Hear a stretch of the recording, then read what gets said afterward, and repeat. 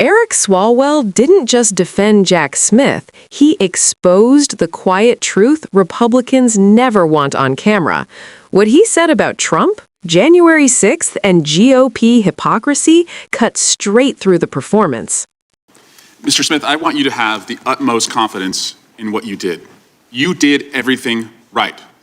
Harry Dunn, Danny Hodges, Sergeant Cannell, Mike Fanone, they did everything right.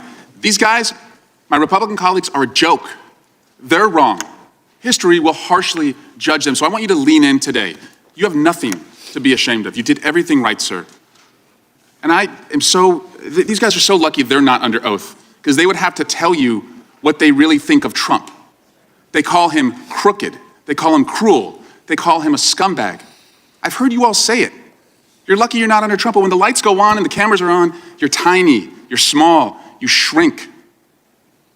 Everyone remembers Matt Gaetz coming over here after a committee hearing. He would laugh at how stupid he thought Trump was. This is all a show. And Mr. Smith, you're just the latest act that they've brought in. But they can't erase what happened on January 6th because we saw it with our own eyes. Mr. Smith, after the mainstream media called the race for Biden about a week after the election, did Donald Trump concede the election? He did not. The next month, the Electoral College met in every state and voted Biden as the winner. Did Donald Trump concede then? He did not. Shortly after that, the last court case that Donald Trump brought was thrown out. Did he concede then? No. Is it your judgment then that only Donald Trump could have convened the mob in the size that it was assembled on January 6th? Our assessment of the evidence is that he is the person most responsible for what happened on January 6th. He caused what happened. It was foreseeable to him. And then when it happened, he tried to exploit it in furtherance of the conspiracy. And you actually obtained indictments from a grand jury, right? You went to a grand jury and did something that the Trump administration has not been able to do as they go after their enemies. Their cases are being thrown out. You obtained criminal indictments against the president. Is that right? That's correct. Mr. Smith, do you know who Edward Loya is? I'm sorry? Edward Loya, L-O-Y-A? I believe Mr. Loya worked at the public integrity section when I was there. Did you know that he said of you, when it comes to investigating allegations of sophisticated federal criminal matters, Jack Smith is the gold standard? Do you know who Mr. James McGovern is? Yes, he was a prosecutor I worked with in New York. Did you know that he said of you, I have no idea what Mr. Smith's political beliefs are because he's completely apolitical? So are you a registered independent? I have no partisan loyalties. I don't know if I'm registered as independent or not registered at all. Are you glad you accepted Attorney General Garland's request to be a special prosecutor, even though you've been dragged over political barbed wire and your family has been subjected to death threats? I don't regret it. Do you remember where you were on September 11th? I do. What did you think of that day? I was in Brooklyn when that happened. I was at the command center that night. I worked on that investigation. I remember pretty clearly. Do you remember where you were on January 6th? On January 6th, I was living in Europe working for the State Department seconded to a war crimes tribunal. What did you think as you watched on television what happened at the Capitol that day? To be honest with you, I don't recall if I saw it that day or a later day because of the time period. What did you think when you saw it? I was shocked. I was shocked by it. I obviously, being in Europe and not following things as closely, I was not, frankly, up to speed on the events leading up to it. What shocked you about it? I just never seen anything like that happen in our country. Mr. Smith, I don't know if I'll ever have the honor to talk to you again.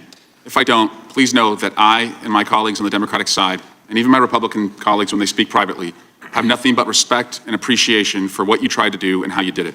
You, unlike many here, are a man of honor. And I yield back. This was one of those moments where the mask slipped, not because someone lost their temper, but because someone finally told the truth out loud.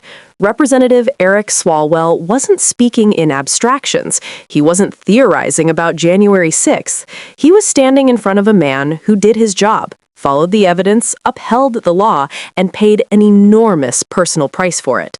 And Swalwell made something unmistakably clear.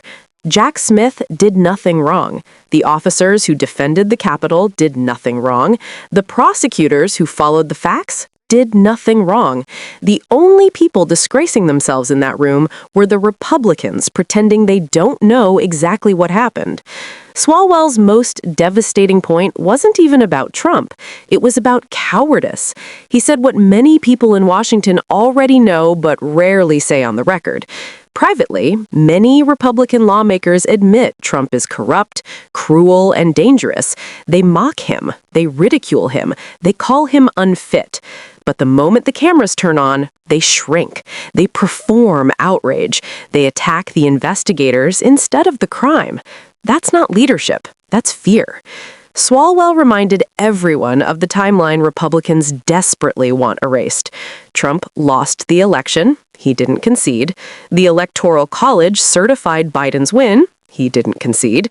The courts threw out his lawsuits. He didn't concede. Instead, he summoned a mob, aimed it at the Capitol, and sat back while violence unfolded. That wasn't spontaneous, it was foreseeable. And according to the evidence presented to a grand jury, it was criminal. Jack Smith didn't invent that story. A grand jury, ordinary Americans, heard the evidence and returned indictments. That's how the justice system works. And the contrast Swalwell drew was damning. While Trump allies claim the justice system is weaponized, their own cases keep collapsing in court.